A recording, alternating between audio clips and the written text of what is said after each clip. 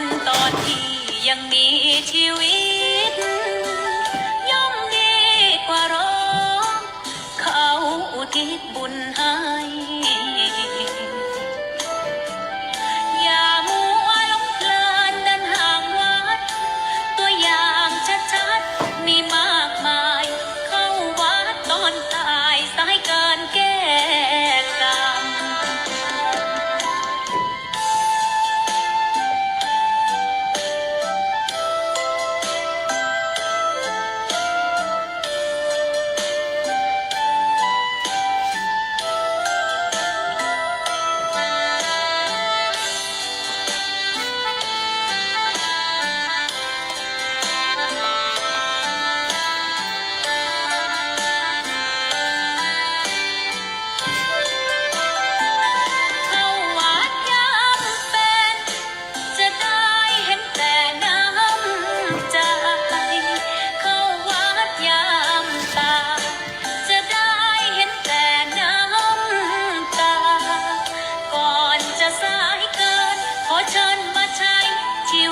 ให้คุ้มค่าเจริญทานศีลภาวนาสั่งสมบารมีไว้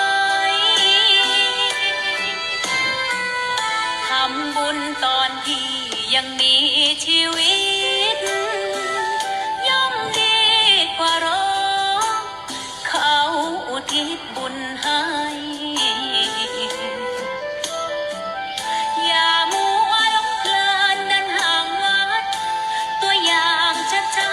มีมากมายเข้าวัดตอนตายสายเกินแก้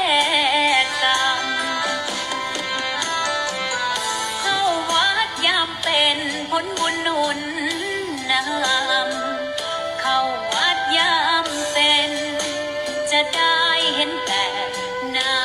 ำใจเข้าวัดยามตายจะได้เห็นแต่น้ำ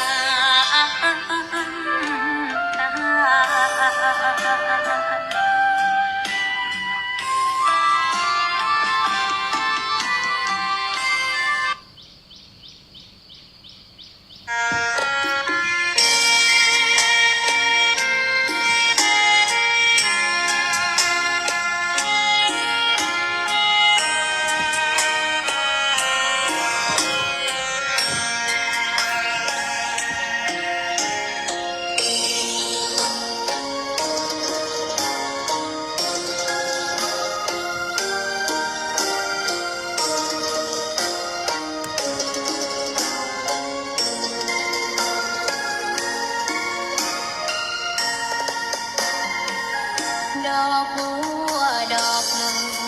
พึงใจไว้เพื่อบูชาแด่องค์พระศาสดาสัมมาสัมพุทธเจ้ามีความงามเงียบไม่เปรียบเทียบเขาเทียบเราใครมองไม่งามช่างเขาแต่เจ้าก็คือ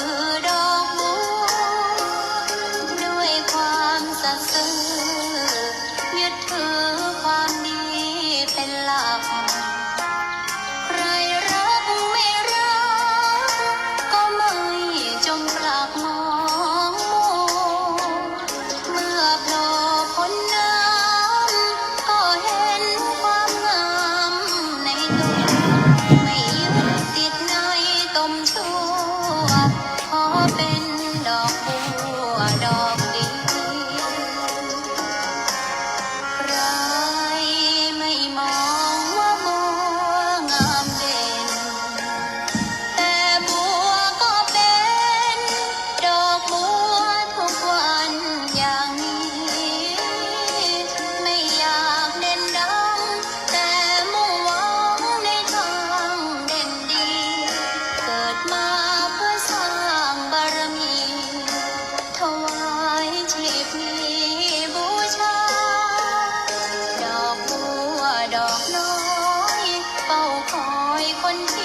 ใจบุญ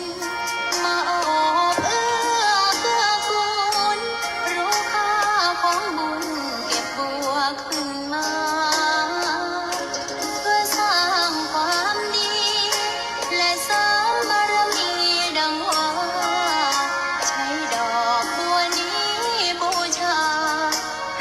มมาสัมพุทธองค์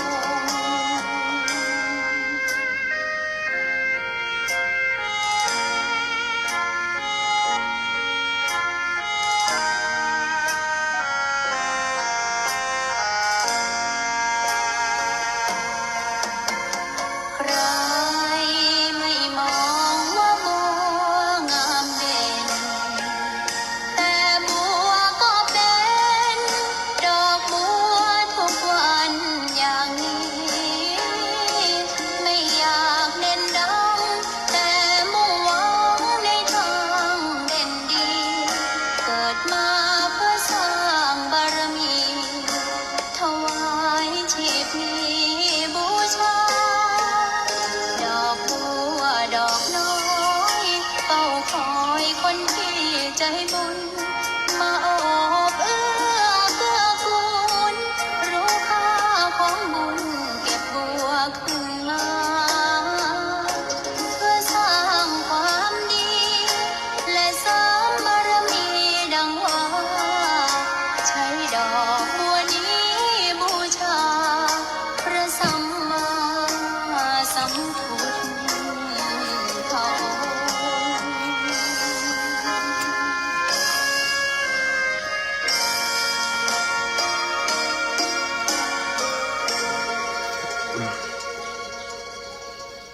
ขอนอบน้อมต่อพระรัตนตรัยแก้วเจ้าสามประการ อันพระคุณแม่นับคะแนน น้อมเอาคุณพระพุทธเจ้า คุณพระธรรมเจ้า คุณพระสังฆเจ้า คุณพระอรหันตเจ้าอริยสงฆ์เจ้าจู้ตนจู้องค์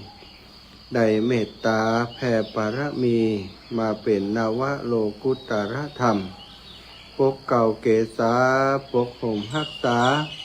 ครูบาอาจารย์ พระมหาเถระ พระเถรานุเถระเพื่อนสหธรรมิกสหพรหมจารีทุกรูปทุกองค์ ปกห่มรักษาศรัทธาสาธุชนคนดี เท่าแก่อีป่ออีแม่ตั้งหลายที่ติดตามรับฟังรายการสารธรรมยามเจ้าเสียงธรรมแสงอรุณ วันนี้เข้ารายการแทนครูบาอาจารย์ท่านอาจารย์วรรณชัยชยานันโท ตอนนี้บ่แน่ใจว่าเจติดต่อท่านอาจารย์ได้แล้วยังเนาะก็อยากจะให้ติดต่อให้เรียบร้อยก่อน ถ้าท่านอาจารย์บ่ได้เข้าแต่เนาะก็จะแทนการแทนครูบาอาจารย์ถ้าเพิ่นบ่ได้เข้าแต่ก็จะแทนเพิ่นไปแต่ว่าถ้าท่านอาจารย์พร้อมนะสื่อสารมาก็สามารถรับเตี่ยอาจารย์แล้วก็แจ้งมาทางเพศใดเลยเนอะศรัทธาญาติโยมศรัทธาอีพ่ออีแม่ทั้งหลายได้ฟังรายการอยู่ในขณะนี้ก็ได้ทราบว่าอาตมาภาพนั้นเข้ามาจัดรายการแทนครูบาอาจารย์ท่านอาจารย์วรรณชัยชยานันโทบางครั้งบางทีสัญญาณที่พุทธสีคีรีอาจจะมีปัญหาเนาะอินเทอร์เน็ตพ่องอย่างพ่องมันก็มักมีปัญหาอยู่เป็นประจำก็สลับสับเปลี่ยนหมุนเวียนช่วยเหลือดูแลกันสถาเจติดต่อประสานมาเนาะก็ต้องปฏิบัติหน้าที่แทนครูบาอาจารย์ความจริงในช่วงเวลานี้ก็ต้องออกเดินแล้ว ออกเดินธุดงค์แล้วนาศรัทธาออกเดินเพื่อจะไปบิณฑบาตแต่เมื่อต้องมาแทนครูบาอาจารย์ก็ต้องพักเรื่องบิณฑบาตเอาไว้ก่อนเรียบร้อยแล้วก็ถึงจะก่อยไปในที่สุดศรัทธาพ่อแม่ทั้งหลายเขาพบปะกันวันนี้เป็นวันอาทิตย์นะวันอาทิตย์ที่20แล้วเนอะวันอาทิตย์ที่20วันที่20เดือนเมษายน2568เป็นเกาะเทศกาลสงกรานต์ปีใหม่เมืองของเฮาก็ได้จบลงไปหลายคนก็กลับไปถึงที่ทำงานตั้งแต่วันที่17-18แล้วทำงานกันแล้วเนาะแต่ว่าบางที่บางแห่งห้างร้านที่เป็น ส่วนตัวร้านอาหารอย่างร้านกาแฟร้านอาหารต่างๆนี่ก็หันว่ายังยุดกันอยู่ บางครั้งบางทีเดินไปว่าโอ้จะหากาแฟร้อนๆสักแก้วหนึ่งมาฉันแต่ก็ปรากฏว่าเปิดเตี้ยนะก็คงจะได้ไปกิจกรรมหรือว่าบางคนช่วงเทศกาลว่าได้มัวแต่ขายของอยู่ว่าได้ไปไหนก็หลังเทศกาลจึงได้ออกไปธุระไปหาพ่อหาแม่หาญาติกาวงวานพี่น้องในช่วงนี้ก็อาจจะเป็นอย่างอันใดสำหรับคนที่ประกอบธุรกิจส่วนตัวหลายคนหลายท่านก็ยังไปกะละวะดำหัวเนาะครูบาอาจารย์คณะสงฆ์จังหวัดเชียงใหม่ตะวันนี้เพิ่นก็ร่วมตัวกันกะละวะดำหัวที่วัดพระสิงห์วรวิหารพระอารามหลวงที่เชียงจังหวัดเชียงใหม่เนาะอาตมาภาพไปกะละวะดำหัวหลวงพ่อท่านพระครูสุจิตานุรักษ์ติวัดพระพุทธบาทอุดมน้ำบ่อสาวาอำเภอฝางตะวันนี้หลวงพ่อก็บอกว่ากระเดียวตอน10 โมงนี้จะต้องหีบเดินทางเพื่อจะไปเพื่อหีบเดินทางเพื่อจะไป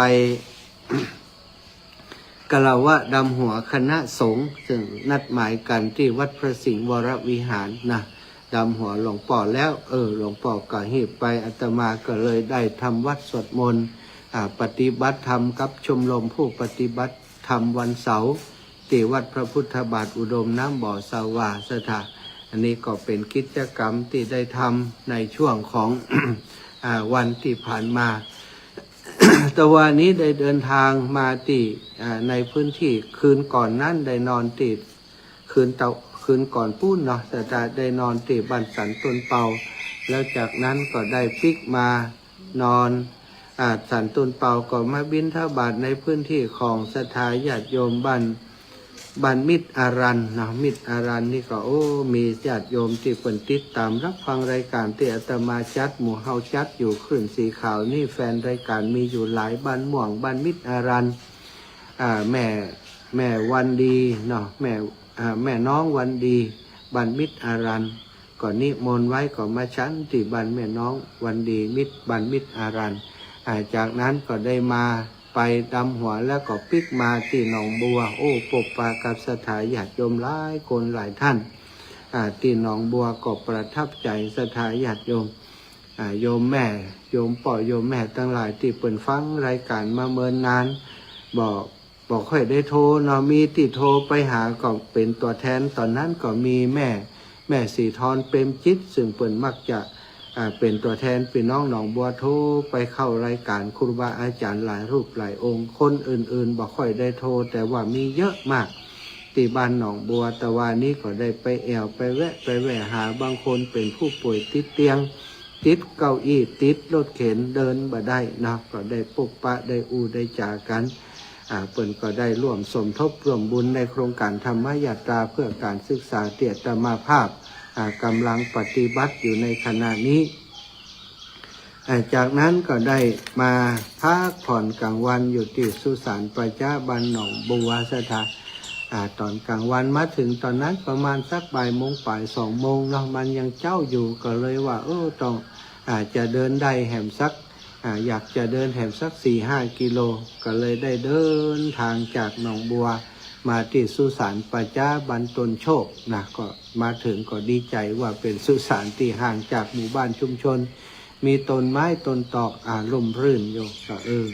ที่หนองบัวนี้เปิ่นเป็นอาคารไปนักแล้วนะเป็นอาคารสถานที่ที่กว้างขวางแต่เป็นอาคารเป็นที่ทำกิจกรรมของหมู่บ้านเวลามีงานศพเปิ่นก็มาอาศัยศาลาที่ห้านทำเลยนะ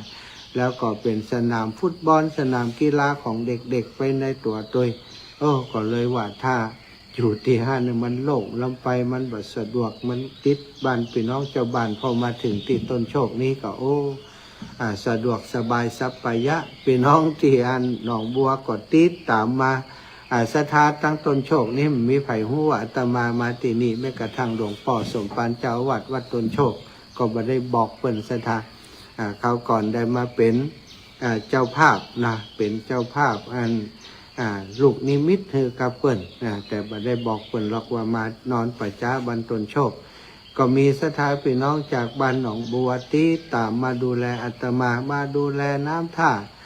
น้ำอาบน้ำฉันเนาะตลอดถึงความเรียบร้อยต่างๆมาช่วยเพียวช่วยพัดก็ต้องขอบคุณศรัทธาพี่น้องต่างบ้านหนองบัวเป็นอย่างสูงวันนี้นะก็อย่างที่บอกจริงๆแล้วณเวลานี้ก็ต้องไปบิณฑบาตแล้วแต่เนื่องจากว่าต้องเข้ารายการแทนครูบาอาจารย์เนาะก็ปฏิบัติหน้าที่ทำหน้าที่แทนครูบาอาจารย์ศรัทธาพี่น้องอีปอยอีแม่ทั้งหลายช่วงนี้เป็นช่วงเวลาที่อาตมาภาพสมทานธุดงค์เนาะสมทานธุดงค์เข้าวัดปฏิบัติธรรมเดินธุดงค์เพื่อช่วยเหลือการศึกษาโรงเรียนขนาดเล็กก็คิดว่าหลายคนรู้แล้วว่าโรงเรียนขนาดเล็กอยู่ที่ไหนที่อาตมาช่วยเหลืออยู่ก็เป็นโรงเรียนเดิมนั่นแหละเนาะโรงเรียนบ้านทุ่งโป่งตำบลหมู่ที่1ตำบลเมืองปานอำเภอเมืองปานจังหวัดลำปางซึ่งเป็นบ้านเกิดของอาตมาภาพในโรงเรียนแห่งนี้ปัจจุบันมีนักเรียนอยู่30 กว่าคนนะศรัทธาญาติโยมที่เปิ้นสาธุแม่30 กว่าคนที่เปิ้นอาศัยห้ำเฮียนอยู่ที่โรงเรียนแห่งนี้ก็มีครูจริงๆอยู่2 คนส่วนนอกนั้นก็เป็นครูอัตราจ้างของเขตพ่องของเทศบาลพ่องโครงการนั้นนี้มีครูอัตราจ้างเพิ่มมาให้ในสัดส่วนแหม2-3 คนแล้วที่จะต้องจ้างเสริมแหม ที่ผ่านมาก็มีอยู่3 คนที่อาตมาต้องจ้างเสริมแต่ณปัจจุบันนี้ก็เท่าว่าจ้างเสริมอยู่1 คนเนาะศรัทธาตอนนี้ศรัทธาญาติโยมเปิ่นอันได้มาถวายจังหันเจ้าเนาะโยมแม่ที่มาดูแลตะวันเดี๋ยวจะได้ผังไปไหนก็เดี๋ยวผังไปไหนก็อีละน้องเกาไปไหนก็จะไปไหนไหมไม่ค่ะขายก็ได้เนาะฟังรายการก่อนเนาะจัดรายการไปด้วยโยมแม่กับโยมน้องเก่าเนาะแต่ว่าก็มาดูแลวันนี้ก็ติดตามมาดูแลนำโจ๊กนำอย่างมัดถวายนะวันนี้ก็คงบ่ได้บิณฑบาตแล้วนะวันนี้จัดรายการเสร็จก็คงจะพอดีนะขอบคุณทางลำปางวันนี้เป็นวันพระวันหยุดบ่ได้ขายหมูปิ้ง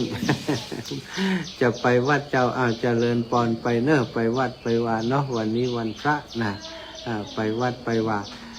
ศรัทธาในช่วงที่เดินธุดงค์ธรรมยาตรานี้ก็มันไปหลายพื้นที่เนาะแต่ละติละแห่งก็มีอย่างติดแตกต่างกันไปได้ศึกษาได้เรียนรู้ได้ดูพื้นที่ต่างๆและที่สำคัญได้ไปเยี่ยมเยือนศรัทธาญาติโยมครอบครัวคลื่นสีขาวของเฮาที่อยู่ในเกือบจะทุกพื้นที่อาตมาไปพะเยาไปเมืองเงาไปพะเยาเมืองเงาก็มีคนฟังรายการเยอะศรัทธาแต่โทรมาบ่กี่คนหนึ่งในนั้นที่ฟังรายการเป็นแฟนตัวยงก็คือโยมแม่ครูอารีพันธ์ศรีวิริยะไม้แม่ก้อมแม่ก้อมใจคำเนาะบ้านอำเภอเงาแล้วก็อีกหลายท่าน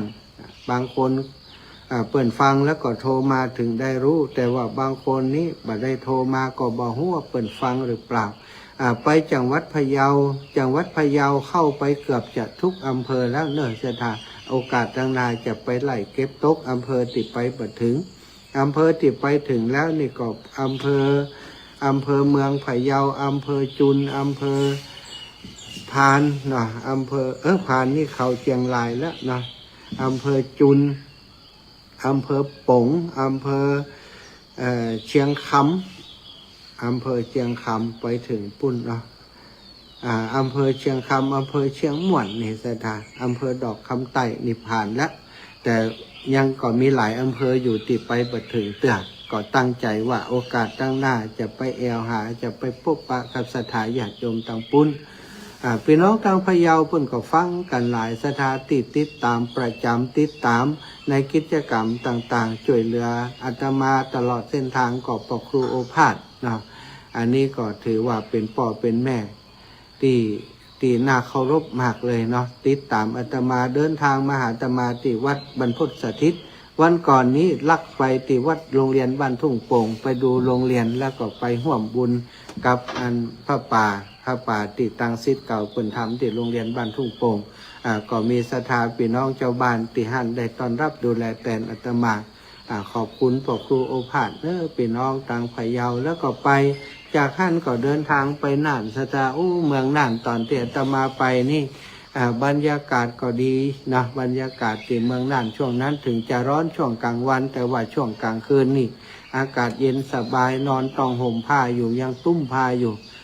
ที่เมืองน่านในช่วงนั้นนะก็ได้ไปทำกิจกรรมเดินธุดงค์อยู่ที่เมืองน่านเมืองพะเยาเมืองน่านนี่รวมกันแล้วก็เดินไปได้หันสิ่งต่างๆมากมายจากการที่สมาทานธุดงค์เข้าวัดบางที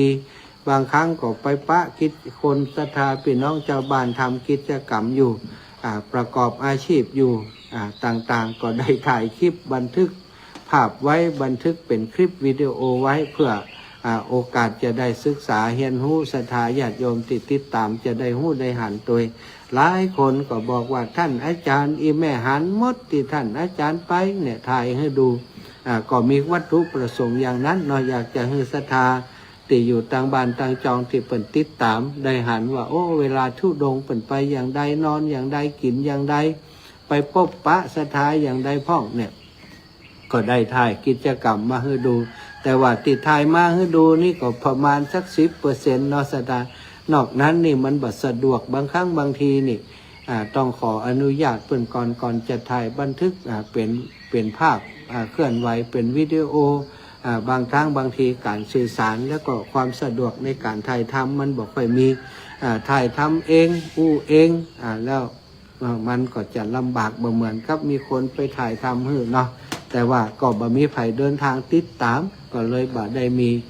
ไผถ่ายทำให้อย่างที่บอกแล้วก็ในช่วงเวลาที่อยู่ต่างเมืองน่านนิศรัทธาได้พบปะกับศรัทธาอีพ่ออีแม่ทั้งหลายที่เฮาบ่เคยรู้จักมาก่อนแม่สังเวียนแม่นิตยาเนาะแม่แพร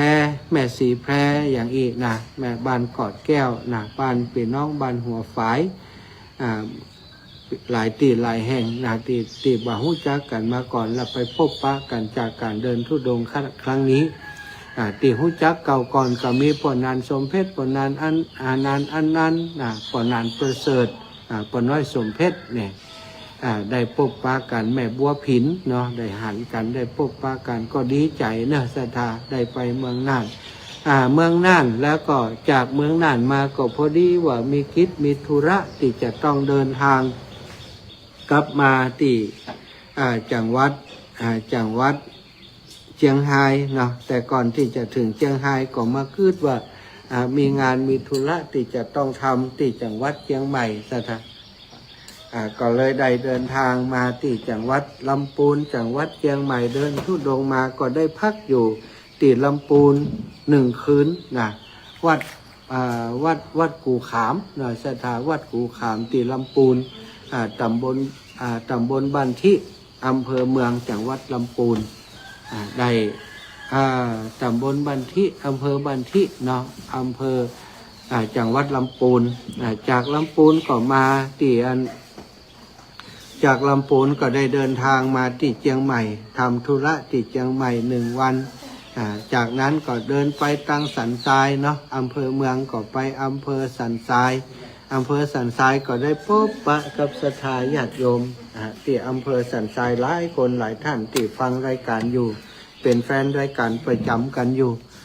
ก็ดีใจเนาะได้พบปะกันได้ดูแลกันแม่อำพรบุญหมื่นโยมแม่บ้านสันทรายเนาะแม่อำพรบุญหมื่นบ้านหัวฝายเนาะแล้วก็โยมน้องพรโยมเจ๊มวยหลายๆคนนะมาที่แม่โจก็แม่ลับมุนนะแม่ลับมุนที่แม่โจป่อวรกรที่บ้านเต่าไหจากนั้นก็มาที่ตังแม่แตงผ่านแม่แตงมาอำเภอเป้าแม่บุญไรเขาที่อำเภอเป้านะป่อวิรัตนะป่อวิรัตจากนั้นก็ได้จากอำเภอเป้าแล้วก็พักอยู่ในพื้นที่แห่งนั้นประมาณ 4-5 คืนเหมือนกันศรัทธาได้รับความสะดวกสบายจากศรัทธาพี่น้องในพื้นที่ตลอดเส้นทางถึงคนที่ฮู้จักแล้วก็บ่ฮู้จักเนาะ เดินธุดงค์ก็ดีไปอย่างได้ฮู้จักคนที่บ่ฮู้จัก แล้วก็ได้ไปพบปะคนที่รู้จักกันแล้วได้มีปฏิสัมพันธ์ที่ดีต่อกันได้ได้จาสนทนาได้หันบ้านหันจองประเดี๋ยวนี้จัดรายการถึงแม่บุญไลก็นึกถึงสภาพบ้านของเปิ้นได้นึกถึงที่ทำงานของเปิ้นได้หลายๆคนหลายๆท่านแล้วก็เดินทางจากเมืองเป้าเนาะเมืองเป้าก็เข้ามาทางแม่อันเวียงป่าเป้าระยะทางจากเมืองเป้ามาเวียงป่าเป้าก็ถือว่าไกลอยู่สถาก็ได้โชคดีนะจากเมืองเป้ามาที่อันเขตติดต่อกับเวียงป่าเป้านี้ก็มีพ่อหลวงกำนันกับท่านสารวัตรปะกันที่อันเปิ่นไปดับไฟป่าเปิ่นก็ว่าท่านอาจารย์อันช่วงนี้ไฟป่ามันขึ้นหลายจุดบ่อยากให้ท่านอาจารย์เดินมันอันตรายเนาะมันอันตรายแล้วก็อีกอย่างหนึ่งเนี่ยทางที่จะเดินไปเนี่ยมันขึ้นหลิ่งขึ้นดอยติ๊กๆนะท่านอาจารย์เนี่ยพออาตมาก็ถ่ายจะสีอายุนักเนาะเปิ่นกลัว เป็นปี้เป็นลมในเขตของเปิ่นขออนุญาตมาส่งก็ได้มาส่งอาตมาถึงยังที่บ้านอุทยานขุนแจเนาะสถาตังบนดอยพุ่นนาแล้วก็อาตมาก็เดินลงมาจะถึงเวียงป่าเป้าสัก15 กิโลนี่ก็เนาะปอกกำนันตังเวียงป่าเป้าก็ไปฮับนะสถาอันนี้ก็เป็นสิ่งที่ช่วงที่อยู่เมืองเป้าเนาะมาจากเมืองเป้าก็มาที่เวียงป่าเป้าก็พบปะโยมพ่อโยมแม่หลายคนหลายท่านก็ไปร่วมกิจกรรมกับครูบาอาจารย์หลวงปู่ก็ไปตาลนาคบันไดนาคกับสถาเนาะแม่เกียงคำเขาตีบ้านวัดห้วยไม้เดือก็ได้มีโอกาสไปร่วมบุญกับหลวงปู่จากนั้นก็เดินทางไปร่วมบุญกับท่านอาจารย์40,000เปิ่นตาลซุ้มยกชัดซุ้มนาปอยหลวงวัดสันกูทองเซตจากสันกูทองก็ไปลำปาง2 คืน12 13 11 12อยู่ที่ลำปางสถานแล้วก็ปีกมาที่แม่สวยเวียงป่าเป้าเนาะมาเวียงป่าเป้ามาแม่สวยแล้วก็เดินทางข้ามดอยจากแม่สวยมาตังเมืองฝางมาตังเมืองฝางก็ได้ทำกิจกรรมตีม่อนปินครับท่านอาจารย์เจริญศรัทธาซึ่งตอนนี้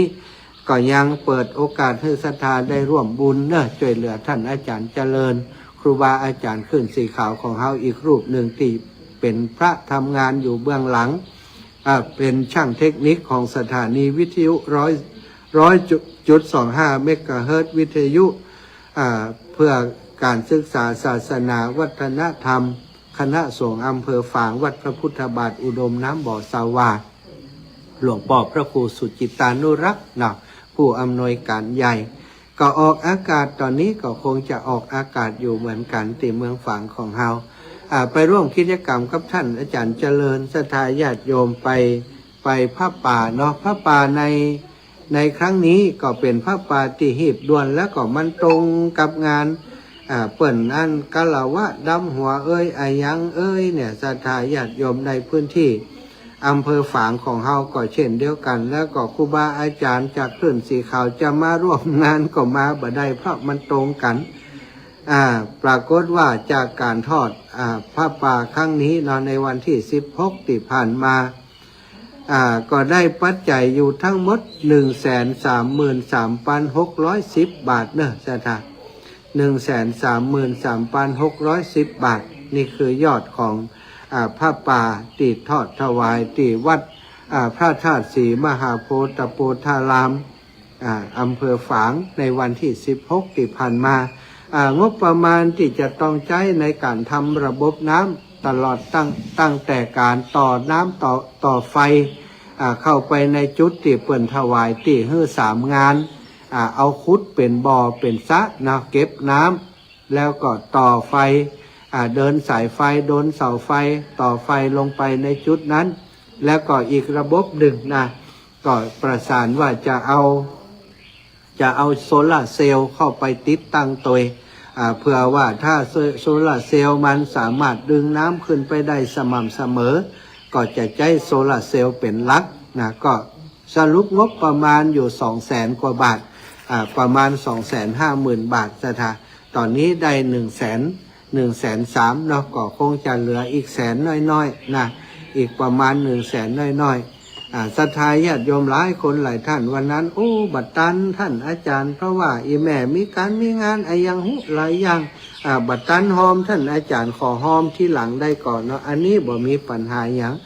อาตมาก็ช่วงที่เดินธุดงค์อยู่ในพื้นที่ของอำเภอฝางก็จะฮับฝากเนอะศรัทธาฮับฝากติศรัทธาญาติโยมจะให้จะหอมของท่านพระอาจารย์จำเริญนะอาจารย์จำเริญในโครงการปรับภูมิทัศน์นะต่อระบบน้ำเข้าไปติวัดพระธาตุศรีมหาโพธิ์ตะโพธารามม่อนปิ่นก็ยังฮับอยู่วันที่วันที่16นะวันที่16เดือนพฤษภาอาตมาก็จะเอารวบรวมปัจจัยทั้งหมดในส่วนที่ศรัทธาหอมเพิ่มเติมมาที่หลังนี้ถวายท่านอาจารย์เจริญแห่มรอบหนึ่งได้ต่อฮือก็ถวายเพื่อนวัดนะวันที่16เดือนพฤษภาถวายเพื่อนแล้ววันที่17อาตมาก็จะได้เดินทางไปที่อำเภอเวียงป่าเป้าเดือนพฤษภาเดือนหน้านะวันที่16เดินทางไปเวียงป่าเป้าเพื่อไปร่วมไปช่วยเตรียมงานวันเกิดของหลวงปู่ที่ม่อนจอมพอว่าหลวงปู่วันเกิดวันคล้ายวันเกิดของหลวงปู่ก็คือวันที่19เดือนพฤษภาศรัทธาพี่น้องหลายคนหลายท่านก็คงจะทราบแล้วใครจะเอาหงตาลใครจะเอาอาหารการกินไปร่วมใครจะไปร่วมมุทิตากับหลวงปู่เจ้านะก็ไปกันเนอะวันที่19อาตมาเดินทางไปถึงฮั่นวันที่17 18 19ก็จะอยู่ช่วยการช่วยงานของหลวงปู่ที่ม่อนจอมพอศรัทธาพี่น้องทางลำปางก็ดีทางเวียงป่าเป้าก็ดีนะเอามาร่วมบุญร่วมกุศลด้วยกันอันนี้ก็เป็นช่วงที่เดินธุดงค์ก็ทำกิจกรรมอย่างอื่นไปตัวศรัทธาวันที่27นี้นะวันที่27พอดีว่าอยู่ช่วงที่เมืองฝางนี่วันที่27นี่เปิ่นมีการเข้าปริวาสกรรมที่วัดปางพึ่งเนาะวัดปางพึ่งพุทธทางกูลก็คิดว่าโอ้เป็นช่วงที่อยู่ที่นี่พอดีเป็นโอกาสเป็นจังหวะที่ดีจะได้ไปเข้าปริวาสโดยเปิ้นก็จะไปเข้าปริวาสที่ปางพึ่งในวันที่27เนาะ27ไปจนถึงวันที่7นะเดือนพฤษภาศรัทธาพี่น้องไผจะไปร่วมบุญไปบวชเนกขมะไปบวชพราหมณ์ก็ได้เนอะเปิ่นก็ฮับเนอะเปิ่นฮับมุดนะแล้วก็ไผจะเอาหงตาลไปก็ได้เนาะอาตมาภาพก็จะไปเข้าปริวาสโดยเปิ้นก็เป็นปริวาสที่มีพระสงฆ์องค์สังฆเจ้ามาเป็นประจำทุกปีมาเป็นร้อยรูปร้อยองค์นะศรัทธานี่ก็จะเข้าไปร่วมกิจกรรมกับครูบาอาจารย์ไปร่วมเข้าปริวาสการชำระศีลเป็นสิ่งที่สำคัญศรัทธาเราอยู่ในธรรมวินัยของพระพุทธเจ้าเนาะมีพระธรรมมีพระวินัยเหมือนกับว่าเป็นตัวแทนขององค์พระศาสดาศีลนะก็คือข้อห้ามข้อปฏิบัติของภิกษุทั้งหลายบางครั้งบางข้อ เขาอาจจะผิดพลาดพลั้งไปเปิ่นก็จะมีกิจกรรมการชำระศีลการเข้าปริวาสการอยู่กรรมของพระภิกษุนะนี่ก็จะไปร่วมกิจกรรมกับครูบาอาจารย์เปิ่นในวันที่27ถึงวันที่7ที่วัดปางพึ่งนะตามอำเภอฝางปางพึ่งอำเภอฝางตำบลถ้าบัดตำบลเวียงเกาะสันทรายคลองน้อยเนี่ยศรัทธาเนาะศรัทธาญาติโยมต่างเมืองฝางใครจะไปปฏิบัติธรรมหรือว่าตั้งที่อื่นก็ได้เนอะก็มาติดต่อประสานงานกับเปิ่นได้วัดปางพึ่งหรือว่าวัดพุทธทางกูลเนาะไปตั้งบ่อน้ำมันฝางนั่นนะเข้าสี่แยกบ่อน้ำมันฝางไปตั้งสันทรายคลองน้อยพิมพ์ใน Google ก็จะขึ้นอยู่วัดปางพึ่งนะศรัทธาพุทธทางกูลปางต้นพึ่งเนาะวัดพุทธทางกูลศรัทธาญาติโยมก็ไปร่วมบุญร่วมกุศลกันได้ศรัทธาตะคืนนี้ได้อุจากันถึงเรื่องคนเฮาทำไมชาวพุทธของเฮาโดยทั่วไปเวลาฮือตานเวลารักษาศีลเวลาปฏิบัติธรรมไปวัดไปวานี่ก่อนจะเสร็จสิ้นกิจกรรมก่อนจะลาพระสงฆ์องค์สังฆเจ้ากลับบ้านกลับจองเปิ่นถึงได้มีหยาดน้ ยังกินจิหยาดน้ำแผ่เมตตาอีปล่อยอีแม่ทั้งหลายกิจกรรมนี้บางคนถามว่าสำคัญก็ไม่สำคัญเขาทำบุญไปหันมันกันแล้วหันกับบ่ต้องหยาดก็ได้ก้าอาจารย์นะอีปล่อยอีแม่ทั้งหลายมันก็เปรียบเสมือนเขากินข้าวเนี่ยกะกินข้าวแล้วเขาบ่ได้กินน้ำสักกำกินข้าวมันก็บ่ได้กินน้ำสักกำมันก็ฝืดคอมันบ่ได้ปลาขึ้นเข้าลงเนาะสถาอีพ่ออีแม่ตั้งหลายการที่เขาจะต้องแผ่เมตตานี้ทำไมจะต้องทำนะในตามหลักของพระพุทธศาสนาองค์พระศาสดาสัมมาสัมพุทธเจ้าได้ทรงปรารภไว้ในเมตตาสูตรนะบอกว่าภิกษุทั้งหลายนะความในการทำสร้างบุญสร้างกุศลนะตถาคตนี้ตั้งแต่เป็นพระโพธิสัตว์มาเวลาทำบุญเนี่ยอย่างต่างๆนี้จะอุทิศบุญอุทิศกุศลให้กับคนอื่นด้วยการแผ่เมตตาเป็นประจำสม่ำเสมอเพราะว่าการเจริญเมตตาหรือการแผ่เมตตานั้นมีประโยชน์มีอานิสงส์ถึง11ประการแต่ว่าเมื่อแรงอาตมานำมาสนทนาอุจาในรายการสถาปรากฏว่ามีคนอีแม่จดบัตรตันที่บางทีก็บัตรต้องจดก็ได้แต่ว่าจดก็ดีเพื่อจะไปอู้เล่าให้ลูกหลานฟังวันนี้ก็ถือโอกาสว่าจดบัตรตันก็จดต่อก็ได้เนาะ3 ข้อแรกนะสถา3 ข้อแรกรับเป็นสุขตื่นเป็นสุขฝันบ่ฝันร้ายเนี่ยข้อที่1รับเป็นสุขข้อที่2เมื่อรับเป็นสุขก็ตื่นเป็นสุขนะถ้าแผ่เมตตาประจำรับเป็นสุขตื่นเป็นสุขแล้วข้อที่3คือบ่ฝันร้ายคนที่เปิ่นแผ่เมตตาเป็นประจำนี่รับเปิ่นก็รับสุขสบายใจเวลาตื่นมาก็สุขสบายใจสถาเพราะมันรับเต็มอิ่มรับเป็นสุขตื่นเป็นสุขตอนขณะรับอยู่นี่บ่ฝันร้ายเพราะบ่ฝันร้ายมันก็รับเป็นสุขมันก็สถาเพราะบ่ฝันร้ายรับเต็มอิ่มตื่นมาก็เป็นสุขนี่อันนี้3 ข้อแรกนะรับเป็นสุขตื่นเป็นสุขบ่ฝันร้ายข้อที่4มนุษย์ทั้งหลายคนทั้งหลายฮักคนที่มีจิตใจเมตตาสตาเฮาทั้งหลายก็เหมือนกันหันคนที่เปิ่นมีเมตตาเฮาก็ฮักเปิ่นนี่ถ้าเฮามีเมตตาก็เช่นเดียวกันคนทั้งหลายก็ฮักเฮานอกจากคนแล้วนะก็ยังมีสิ่งที่บ่ใจคนสัตว์ก็ตามเนาะหมานี่ถ้าคนฮักหมานี่มันก็จะฮักคนมันจะสัมพันธ์ใดคนที่ฮักหมาฮักแมวฮักสัตว์ทั้งหลายมีเมตตาต่อเขาก็จะฮักเฮามนุษย์ทั้งหลายเนี่ยสัตว์ทั้งหลายบอกว่าจะเป็นเปรตเป็นอสุรกายนะผีร้ายต่างๆอาจจะกลัวคนที่มีเมตตาสถาเทวาอาหักทั้งหลายก็จะปกปักรักษาเทวดาทั้งหลายนี่สถาอยู่ในทุกพื้นที่ภูมิเทวดาอากาศเทวดาลูกค้าเทวดารักษาตนตัวทุกบ้านจองห้องหอทุกสถานที่มีเทวดาอาศัยอยู่เมื่อเฮาแผ่เมตตาไปให้เปิ้นหาที่สุดหาประมาณบ่ได้เทวดาทั้งหลายเมื่อได้รับบุญรับกุศลรับอานิสงส์จากเฮามันก็เป็นธรรมดาที่เปิ้นจะฮักเขาเทวดาบางตนบางองค์นี่เปิ้นมีอิทธิฤทธิ์มีอำนาจสถาพอเฮาทำคุณงามความดีสร้างบุญสร้างกุศลเปิ้นก็จะเอาสิ่งที่เปิ้นมีอยู่นะมาให้เฮาเทวดาบางตนนี่มีตาทิพย์หรอกบางคนนี่เปิ้นมาเข้าฝันเทวดามาเข้าฝันบอกเลขอีหล่ะเปิ้นก็ถูกนะสถาอย่างตะวาบะแลงนี่มีโยมแม่ท่านหนึ่งจากลำปางอีแม่ตึงเนี่ยประจำเทวดากับบ้านกับจองเจ้าติเจ้าตางขอเปิ้นช่วยปลดหนี้จิมเตอะบัดเดียวนี้ปลดหนี้ไปแล้วอีหล่ะ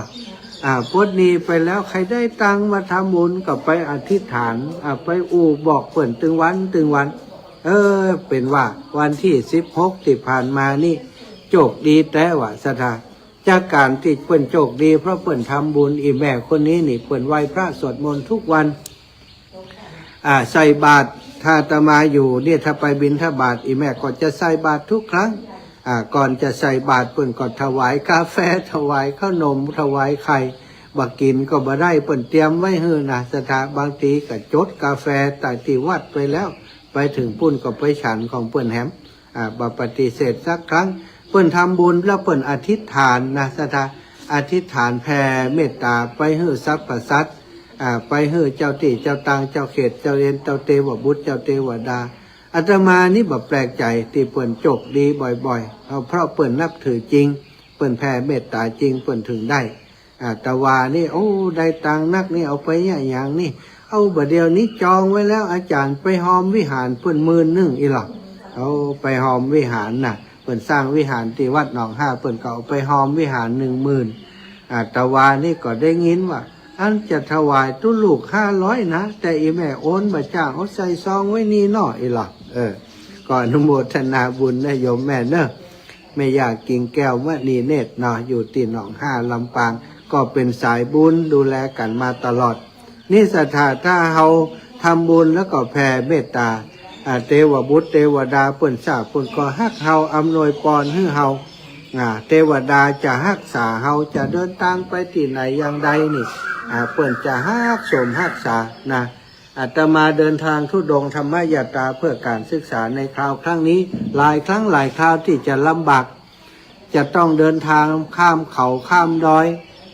กว่าน้ำจะบ่พอกว่ากับข้าวจะบ่มีอีน่ะบางครั้งแต่ว่าเป็นคนที่คิดทางบวกมันจึงมีอันจ่วยอีน่ะดีบ่ดีก่อนมีเทวดามาฮับเห็นแล้ว ฮับส่งอาจารย์สายนี้เดินบ่ได้ผมพานนี่เป็นประจำอาจารย์ขึ้นรถผมไปเถอะผมจะไปส่งถ้าอาจารย์มีคนติดตามสปายน้ำสปายเข้าหื้อยังแคว้นตัวเปิ่นไปก็โอ้เป็นแท้สถานถ้าเดินไปนี่มีหวังว่าจะต้องกินข้าวแกงลิงแน่นอนนะอันนี้ก็มีเทวดาคอยช่วยอาตมาคิดว่าเทวดาไปโดนจิตโดนใจให้คนได้มาช่วยเฮาแล้วก็อีกข้อหนึ่งอันนี้สำคัญคนที่ต้องการให้คนที่เปิ่นบอกว่ามีเครื่องรางของขลังน่ะอยู่ยงคงกับพันทั้งหลายเนี่ยศรัทธาญาติโยมอีป่ออีแม่ความคงกับพันทั้งหลายมันเกิดขึ้นจากใจที่มีเมตตาเปิ่นบอกว่าคนที่แผ่เมตตาประจำคนที่มีเมตตานี่ไฟก็ตามน่ะยาพิษก็ตามสัตว์ราก็ตามบ่สามารถจะล่วงเกินหรือว่าไม่เขาได้ฆ่าเขาได้ทำลายเขาได้ อาศัยคนที่มีเมตตาเนี่ยศรัทธาญาติโยมข้อที่8เนี่ยเวลาทำสมาธินั่งสมาธิปฏิบัติธรรมทำกรรมฐานนี่จะเข้าสมาธิได้เร็วกว่าคนที่บ่สนใจ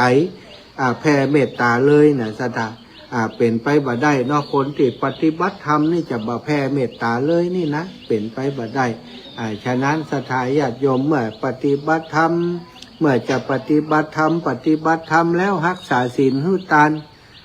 ต้องแผ่เมตตาทุกครั้งแผ่เมตตาญาติน้ำแผ่เมตตาไปหาที่สุดหาประมาณบ่ได้นะก็คือบ่เว้นภัยนะแผ่เมตตาไปว่าเว้นคนนั้นเว้นคนนี้อันนี้บ่ใจศรัทธาแผ่เมตตาก็หมายความว่าแผ่เมตตาไปหาที่สุดหาประมาณบ่ได้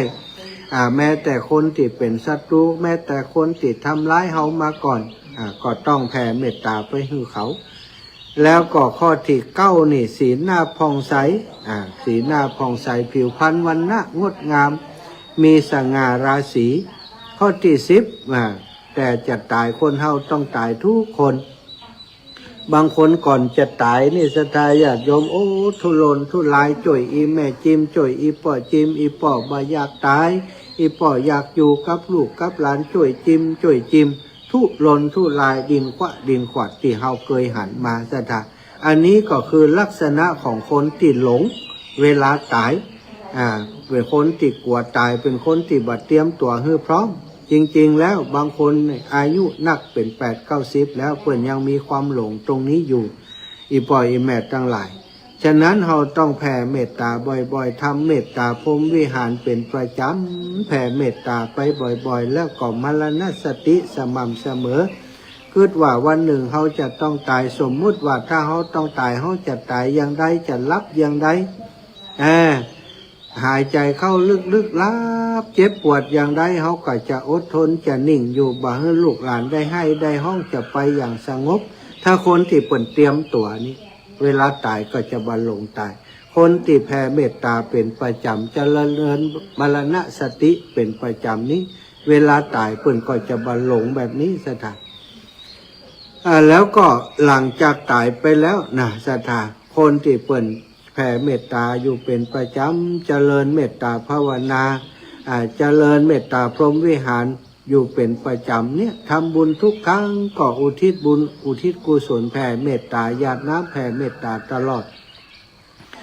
คนเช่นนี้นั้นเวลาตายไปแล้วย่อมมีสุขติเป็นเบื้องหน้าเปิ่นบอกว่ามีสวรรค์ชั้นพรหมพรหมโลกชั้นสูงขึ้นไปเป็นเบื้องหน้านี่ศรัทธาญาติโยมสูงกว่าสวรรค์ชั้นดาวดึงส์สูงกว่าสวรรค์ชั้นดุสิตนะศรัทธาพี่น้องทั้งหลายนี่คนที่เจริญเมตตาภาวนาเป็นประจำฟังน้ำฟังธรร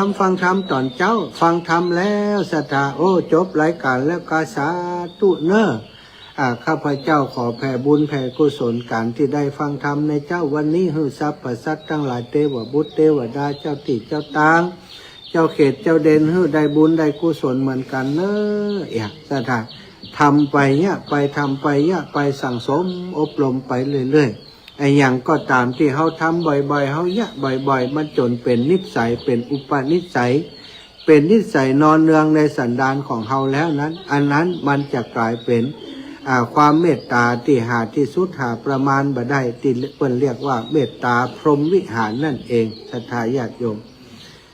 การเจริญเมตตาในสัตว์ทุกชนิดบ่เจาะจงนะทั้งติเจาะจง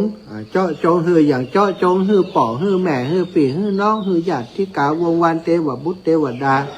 แล้วก็ตีบ่เจาะจง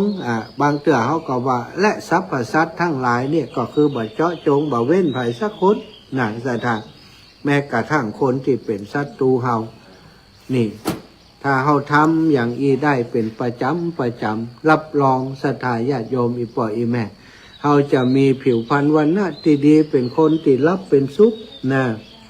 เวลารับก็บ่ฝันร้ายตื่นมาสบายรับเต็มอิ่มแต่ว่ามีโยมน้องท่านหนึ่งนั่งปูสนทนาธรรมด้วยกันโอ้บ่เดียวนี่บ่ก่อนนี้แขนน้อยเดียวนะมีความเครียดเป็นประจำปัจจุบันนี้ได้ฟังน้ำฟังธรรมได้ซ้ำสิ่งที่ดีทุกวันได้ถวายจังหันกับข้าวกับป่าพระสงฆ์องค์สังฆเจ้าทุกวันเป็นประจำรู้สึกสบายใจท่านอาจารย์ว่ารับดีนะรับดีกินอิ่มนอนอุ่นหุ่นบ่เกี่ยวก็เลยอ้วนเอาสถานรับเป็นสุขตื่นเป็นสุขบ่ฝันร้ายเป็นที่รักของมนุษย์และมนุษย์เป็นที่รักของเทวดาฮักสมฮักษาศาสตราอาวุธต่างๆบ่สามารถจะทำร้ายได้นั่งสมาธิก็เป็นสมาธิเร็ว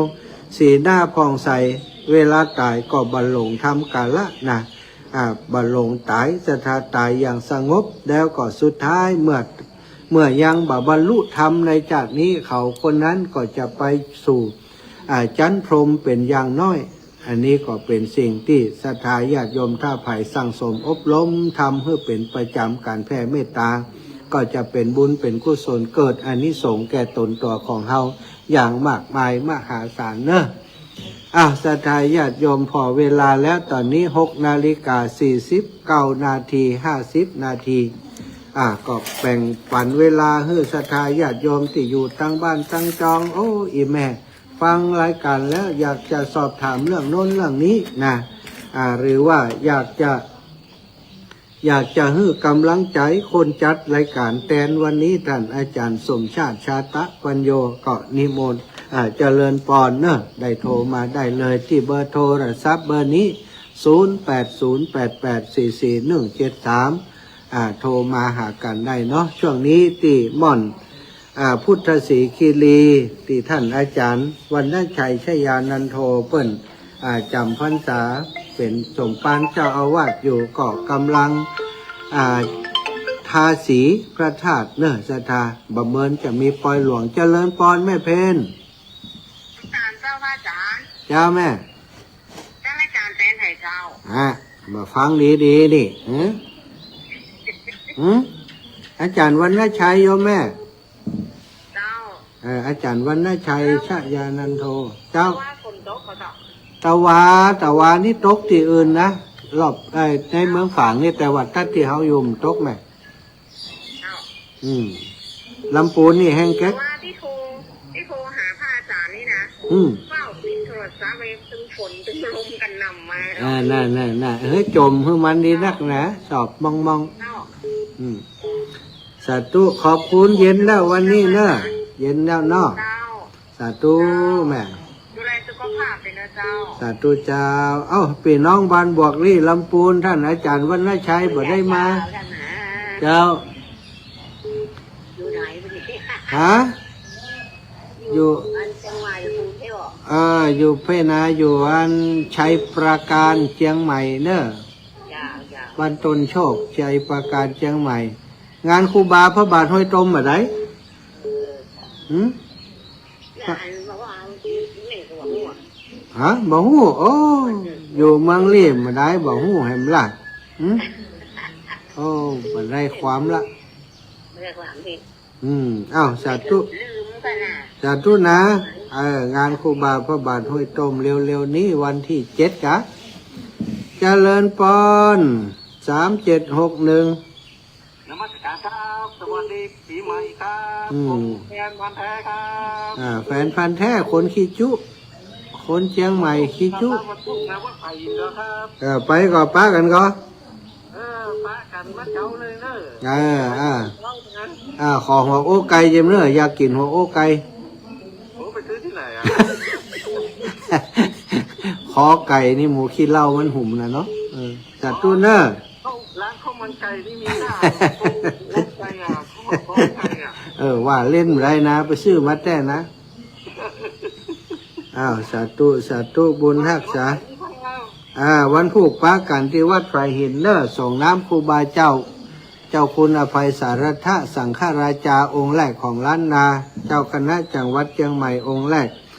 พี่น้องแม่สวย แม่บัวลอยชัยสวรรค์แม่สวยท่าก็แม่สวยแม่บัวผินบ้านแม่บัวผินบ้านแฮดบ้านแฮดเจ้าโยมแม่ชัดฟังอยู่เนาะกึดเติงหาพี่น้องหมู่เฮาหมดเนอะป่อน้อยสมเพชรอีแม่เขาเนอะหลานน้อยสบายดีสบายดีเจ้าเยอะหยุดจัดตู้หมาน้อย คิดถึงหมาน้อยนะคิดถึงหมาน้อยนะเดี๋ยวตุลุงหลวงปู่จะไปหาหมาน้อยแฮมเดอร์คิดถึงเป็นเด็กดีเรียนหนังสือเก่งๆถ้าผมลูกบ่าวเป็นเด็กดีเป็นนักกะเดี๋ยวก็ไปหาแล้วเดินทุดงแล้วจะไปเอาหาลูกแฮมเนอร์สาธุมาเห็นหลังสีขาวว่า มาเห็นสั่งสีขาวสาธุอยู่อันใช้ประการนี่แบบบ้านต้นโชคใช้ประการเนอะเจ้าไม่นี่ถ้าจะหายไปวางอันนี้เนี่ยตอนนี้ถ้าจะมาดีตอนนี้ดีแล้วเนาะสาธุแม่นะสาธุบุญรักษาเจริญปอนแม่สมบูรณ์รักษาลูกแม่ขอถามคำว่าหลงก่อนอะไรครับฮะเคยเอาหลงก่อนบ่ฮู้นะเบิ่มมันบอก ถ้าจะได้แล้วก็เขาไปส่งเลยเนาะเพื่อนเขาเก็บไว้วัดพวกเจ้าไอ้แม่น้าบุญของเขาทำมาดูเลยเจ้าสาธุเจ้าทำไมนี่นะลูกนะเจ้าแม่จะเลินพรแม่ตุยกันทะกันมีกะกันที่เจ้ากันที่ตอนนี้อยู่ยังผมเป้าไปอยู่เจ้ายังได้จะกลับเชียงใหม่นี่จะไปอยู่ตัววันนี้อยู่เจ้าถ้าส่งน้ำพระธาตุโดยข้อแล้ววันที่11แล้วก็จะวิ่งเจ้าดีแล้วเจ้าตอนนี้อยู่เชียงใหม่ป่ะเจ้าเชียงใหม่อีแม่สาธุเนอะสาธุได้ทุกบุญเลยเนอะโยมแม่เจริญปอนแม่สุขคำปะแล้วแพะดอนตาลมันผูกมาด้วยแม่ไปเย็นก่อนไป ไปเจ้า อืม ได้ไปได้เปิด อืม เจ้า อืม น่ะแม่แบบแม่ก็ฟังท่านจะออกอยู่ติ๊กแบบนี้จะอะไรกับติ๊กกันไหนนะ เจ้าเอแม่อันแต่ท่านอาจารย์ว่าได้ใช้แม่อาจารย์นั้นถ้าจะคืนสัญญาณเปิ่นดีกะ เจ้า เจ้า แม่ก็ฟังจะฟังตลอดเลยลูกเนอ เจ้า กำลังใจให้กำลังใจเด้อ เอาขอบคุณเอแม่หลายๆนะ เจ้า บุญฮักษาแม่ย่าสุขคำป่าแล้วบ้านแพะดอนตันเอามาแล้วพี่น้องแม่สวยตัวแทน เจ้าโรตะกี้คิดแต่คนมาถือขัวเลยช็อต อ๋อแม่บัวลอยเปิดชุนไซสวรรค์ขายคว้าขายคว้า ขายขัวตุยขายขัวโตเนี่ยเจ้า ไม่เกี้ยปุ่นน้ำ นั่นน่ะก็ยังอันทานว่าแต่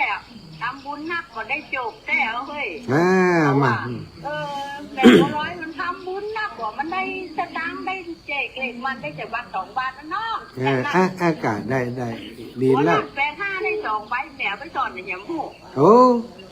ไปสอนเนี่ยเมีย บุญจานแม่เอาพริกมาฮื้อเด้อน้องแม่เนี่ยเก็บไว้คนเดียวนะ อ๋ออยู่แถวนั้นนะอัน จึงป้า2 ใบกันเนี่ยอายุของป้าพอสีอ่ะ เดี๋ยวแถวนั้นน่ะเดี๋ยวก็ปะเนอะ แม่ได้แม่นี่จะโอนชื่อไม่จะโอนใส่บาทเอา โอ้สาธุสาธุ เจ้าเดี๋ยวให้หลานโอนให้เจ้า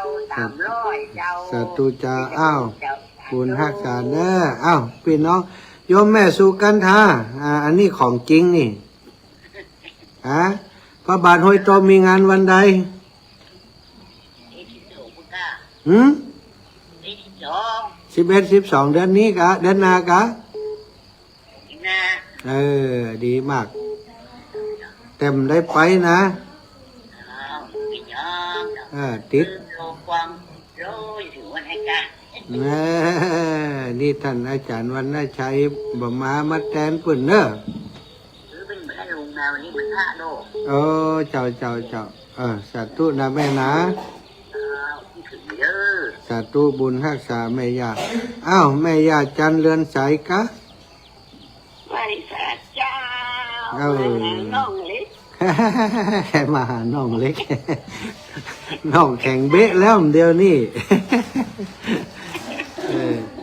เห็นเป๊กเลยเนาะ แข่งเป๊กแล้วดีละฝนลงมันเย็นมาแล้วเนาะฝนลงก็ละบ้านล่ะโตจุ่มเย็นนี่ยา